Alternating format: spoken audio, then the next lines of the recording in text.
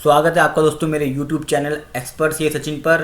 Channel को subscribe जरूर कर लीजिएगा ताकि जो भी लेटेस्ट इन्फॉर्मेशन वाली वीडियो मैं अपलोड कर रहा हूं आपके पास तुरंत वो वीडियो पहुंच जाए। मेरी ईमेल आईडी और मेरा मोबाइल नंबर, आप मुझे इस पर कभी भी कॉल कर सकते हैं अगर आपकी कोई भी क्वेरी है। दोस्तों, जब कभी भी हम लोन कराते हैं तो लोन के अंदर सबसे ज़्यादा जो ज़रूरी डॉक्यूमेंट्स है वो होता है कंप्यूटेशन ऑफ इनकम, और इसे हिंदी में हम कहते हैं आय की गणना, यानी कि कंप्यूटेशन ऑफ इनकम कह लीजिए या हिंदी में आय की गणना।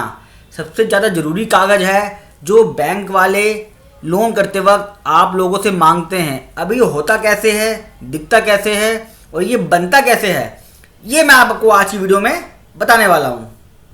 दोस्तों, आपने ध्यान दिया होगा जब कभी भी हम लोन कराते हैं हम अपनी इनकम टैक्स की रिटर्न देते हैं और साथ में ये एक पेज की एक्नॉलेजमेंट होती है जो इनकम टैक्स से मिलती है, जिसमें हमारी टोटल इनकम लिखी होती है, कितना टैक्स पे करा है और कितना टीडीएस कटा है, ये सब चीज़ें इसके अंदर आई हुई होती हैं। अब हमने ये पेज तो दे दिया, लेकिन दोस्तों इस पेज से या आईटी की कॉपी से मुझे ये नहीं पता चल पाता या बैंक वाला ये नहीं पता कर पाता कि आपकी इनकम कहाँ से आ रही है, किस तरह की इनकम है, कहाँ से। यहाँ टोटल लिखा होता है। इसके लिए वो लोग मांगते हैं कंप्यूटेशन ऑफ इनकम, यानी कि उसके अंदर सारा डिटेल के अंदर ब्रेकअप दिया हुआ होता है। चलिए अब मैं आपको दिखाता हूँ कि कंप्यूटेशन ऑफ इनकम कैसी दिखती है और इसे बनाते कैसे हैं। तो दोस्तों, ये है कंप्यूटेशन ऑफ इनकम, जिसे मैं लिखता हूँ स्टेटमेंट ऑफ टैक्सेबल इनकम। एक ही बात है, टैक्सेबल इनकम कह लूँ, स्टेटमेंट ऑफ टैक्सेबल इनकम कह लूँ या कंप्यूटेशन ऑफ इनकम कह लूँ या आयकर गणना कह लूँ। इसके अंदर दोस्तों एक्सेल के अंदर होती है, एक पेज में होती है, 1 से 2 पेज में ही प्रिंट आउट निकल सकता है। सिंपल सा जो हम आईटीआर के अंदर भरते हैं वही चीज़ इसके अंदर भी आती है। सबसे पहले नेम ऑफ द असेसी, जो भी आपका नाम है, फादर नेम, एड्रेस वो आएगा जहाँ पे आप प्रेजेंटली रह रहे हैं। फिर आपका पैन नंबर, पैन कार्ड की कॉपी लीजिए, वहाँ से पैन नंबर लिखिए। डेट ऑफ बर्थ जो आपके पैन कार्ड पे लिखा हुआ है, हालांकि मैं हमेशा कहता हूँ पैन कार्ड पे और आधार कार्ड पे हमेशा सेम होना चाहिए। यहाँ ये होता है प्रीवियस ईयर और फिर असेसमेंट ईयर। थोड़ा सा बता देता हूँ कि ये क्या होता है 19, 20 और 20-21, यानी कि जो मैंने काम करा है अप्रैल 19 से लेके मार्च 20 तक का, वो होता है मेरा प्रीवियस ईयर, यानी कि फाइनेंशियल ईयर, जहाँ के मैं काम करा है, जहाँ पे मैं टैक्स की कैलकुलेशन कर रहा हूँ। यानी कि मेरी जो सैलरी मिली है, मान लीजिए यहाँ पे मैंने सैलरी ली है 12 लाख रुपए, तो ये सैलरी मैंने कमाई है 1 अप्रैल 19 से लेके मार्च 20 तक की। और असेसमेंट ईयर यानी कि जिस साल मैं आयकर भर रहा हूँ, इनकम टैक्स में दोस्तों ऐसे ही बोलते हैं, फाइनेंशियल ईयर अलग होता है, प्रीवियस ईयर और असेसमेंट ईयर अलग होता है। यानी कि इस डेट का मैं कैलकुलेशन ले रहा हूँ, डाटा ले रहा हूँ और इस साल मैं टैक्स पे कर रहा हूँ। अब इसके अंदर हेड क्या क्या होता है दोस्तों, जितने भी आपने कमाई करी है वो सारे हेड होते हैं। यानी कि जो बिजनेस की इनकम है, मेरी बिजनेस की इनकम इतनी है, आपने अपनी जो बैलेंस शीट बनाई है, जो पीएनएल बनाया है, वहाँ से इस इनकम को ले सकते हैं। मेरी एक पार्टनरशिप फर्म है, वहाँ से मेरे को मंथली पार्टनर का रेम्युनरेशन आता है, यानी कि सैलरी आती है, तो अलग से दिखाइए उसको कि पार्टनर का रेम्युनरेशन इतना है।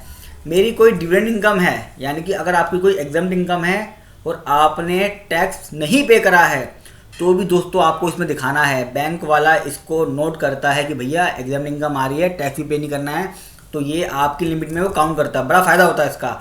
जैसे इंटरेस्ट ऑन पीपीएफ है, पीपीएफ के ऊपर, इंटरेस्ट के ऊपर टैक्स नहीं लगता है, इसकी एग्जम्पशन मिलती है, लेकिन आप उसको जरूर दिखाइए, इस पर टैक्स लगेगा। कोई आपकी पार्टनरशिप फर्म है, यानी कि पार्टनरशिप फर्म थी, वहाँ से प्रॉफिट आ रहा है, 1 है तो 1 का लिखिए, 2 है 2 लिखिए। प्रॉफिट जो आता है पार्टनरशिप फर्म से वो भी एग्जम्प्ट होता है, यानी कि उसके ऊपर कोई भी टैक्स नहीं लगता है, तो उसको भी लिखिए कि भैया मुझे इस पर टैक्स नहीं लग रहा है, मेरी एग्जाम इनकम है, लेकिन मैं फिर भी इसको लिखूंगा।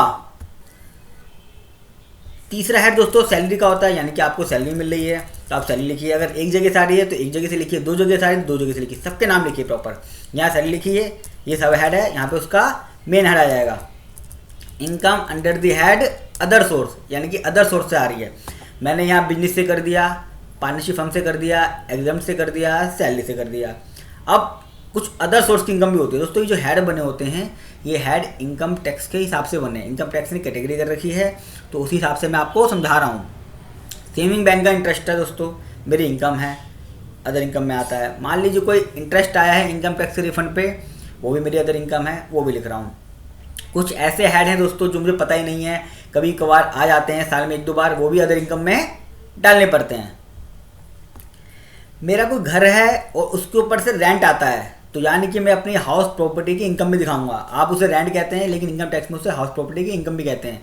यहाँ बाकायदा आप उस प्रॉपर्टी का एड्रेस दिखाएंगे, उसकी वैल्यू दिखाएंगे और यहाँ पे उस इनकम को ऐड करेंगे। अगर आपने कोई शेयर बेचे हैं या क्या नाम है म्यूचुअल फंड बेचे हैं तो उससे इनकम हुई है, वो भी यहाँ पे आपकी आती है।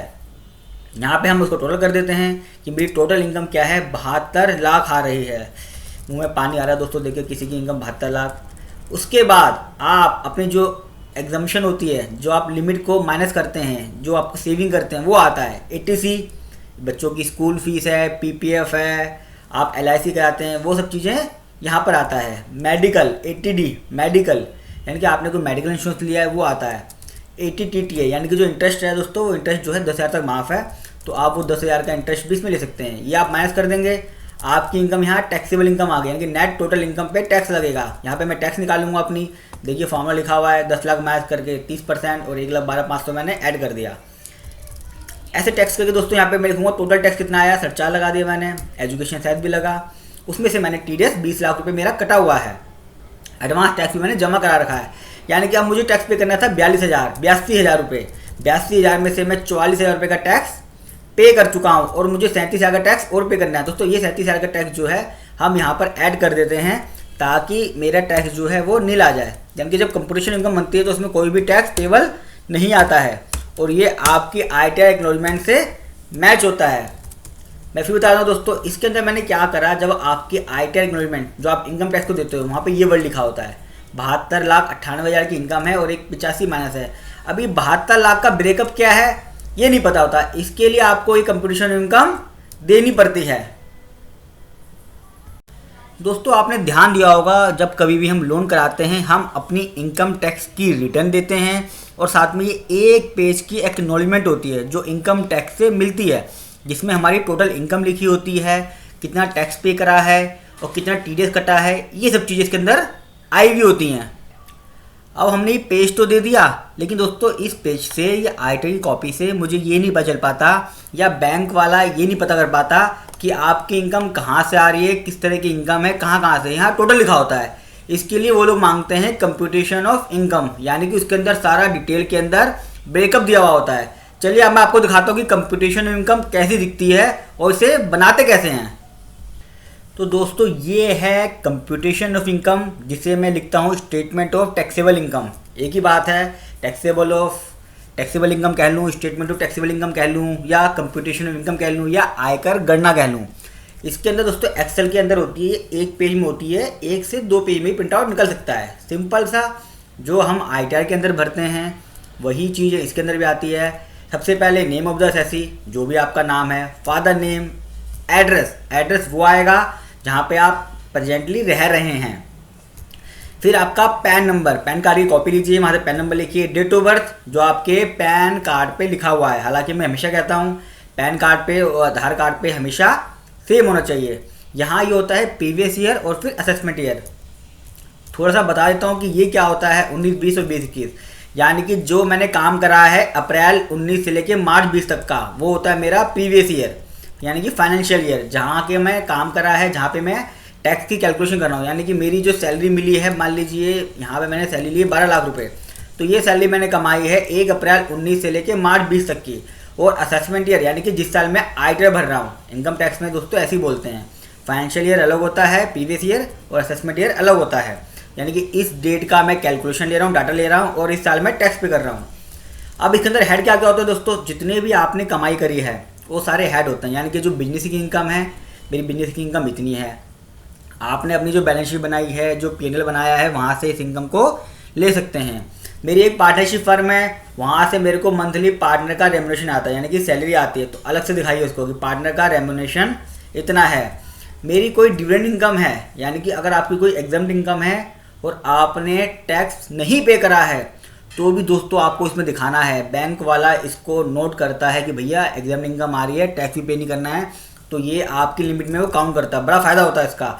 जैसे इंटरेस्ट ऑन PPF है, PPF के ऊपर, इंटरेस्ट के ऊपर टैक्स नहीं लगता है, इसकी एग्जम्पशन मिलती है, लेकिन आप उसको जरूर दिखाइए, इस पर टैक्स लगेगा। कोई आपकी पार्टनरशिप फर्म है, यानी कि पार्टनरशिप फर्म थी, वहाँ से प्रॉफिट आ रहा है, 1 है तो 1 का लिखिए, 2 है 2 लिखिए। प्रॉफिट जो आता है पार्टनरशिप फर्म से वो भी एग्जम्प्ट होता है, यानी कि उसके ऊपर कोई भी टैक्स नहीं लगता है। तो उसको भी लिखिए कि भैया मुझे इस पर टैक्स नहीं लग रहा है, मेरी एग्जाम इनकम है, लेकिन मैं फिर भी इसको लिखूंगा। तीसरा हेड दोस्तों सैलरी का होता है, यानी कि आपको सैलरी मिल रही है तो आप सैलरी लिखिए। अगर एक जगह से आ रही है तो एक जगह से लिखिए, दो जगह से आ रही है तो दो जगह से लिखिए, सबके नाम लिखिए प्रॉपर। यहाँ सैलरी लिखिए, ये सब हेड है, यहाँ पे उसका मेन हेड आ जाएगा। Income under the head other source, यानी कि अदर सोर्स से आ रही है। मैंने यहाँ बिजनेस से कर दिया, पार्टनरशिप फर्म से कर दिया, एग्जाम से कर दिया, सैलरी से कर दिया।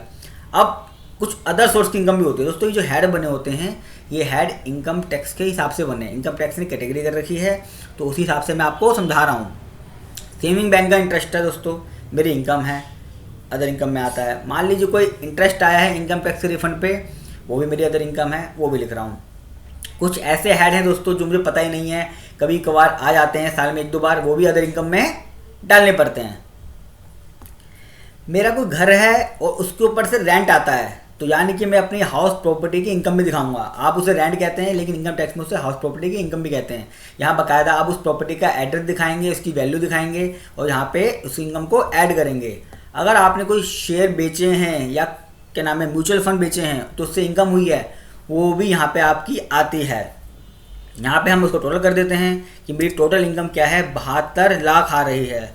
मुँह में पानी आ रहा है दोस्तों देखिए, किसी की इनकम 72 लाख। उसके बाद आप अपनी जो एग्जम्पशन होती है, जो आप लिमिट को माइनस करते हैं, जो आप सेविंग करते हैं, वो आता है। ATC बच्चों की स्कूल फीस है, PPF है, आप LIC कराते हैं, वो सब चीज़ें यहाँ पर आता है। मेडिकल ATD मेडिकल, यानी कि आपने कोई मेडिकल इंश्योरेंस लिया है वो आता है। ATTT है, यानी कि जो इंटरेस्ट है दोस्तों, वो इंटरेस्ट जो है 10,000 तक माफ़ है, तो आप वो 10,000 का इंटरेस्ट भी इसमें ले सकते हैं। ये आप माइनस कर देंगे, आपकी इनकम यहाँ टैक्सेबल इनकम आ गई, यानी कि नेट टोटल इनकम पे टैक्स लगेगा। यहाँ पे मैं टैक्स निकालूंगा अपनी, देखिए फॉर्मूला लिखा हुआ है, 10 लाख माइनस करके 30% और 1,12,500 मैंने ऐड कर दिया। ऐसे टैक्स करके दोस्तों यहाँ पे मैं लिखूंगा टोटल टैक्स कितना आया, सरचार्ज लगा दिया मैंने, एजुकेशन सेस भी लगा, उसमें से मैंने TDS 20 लाख रुपये मेरा कटा हुआ है। एडवांस टैक्स भी मैंने जमा करा रखा है, यानी कि अब मुझे टैक्स पे करना था 82,000 रुपये। 82,000 में से मैं 44,000 रुपये का टैक्स पे कर चुका हूँ और मुझे 37,000 का टैक्स और पे करना है। दोस्तों ये 37,000 का टैक्स जो है हम यहाँ पर ऐड कर देते हैं ताकि मेरा टैक्स जो है वो नील आ जाए। यानी कि जब कंपटीशन इनकम बनती है तो उसमें कोई भी टैक्स टेबल नहीं आता है और ये आपकी ITR एक्नॉलेजमेंट से मैच होता है। मैं फिर बता रहा हूँ दोस्तों, इसके अंदर मैंने क्या करा, जब आपकी ITR एक्नॉलेजमेंट जो आप इनकम टैक्स को देते हो वहाँ पर ये वर्ड लिखा होता है 72,98,000 की इनकम है और एक 85 माइनस है।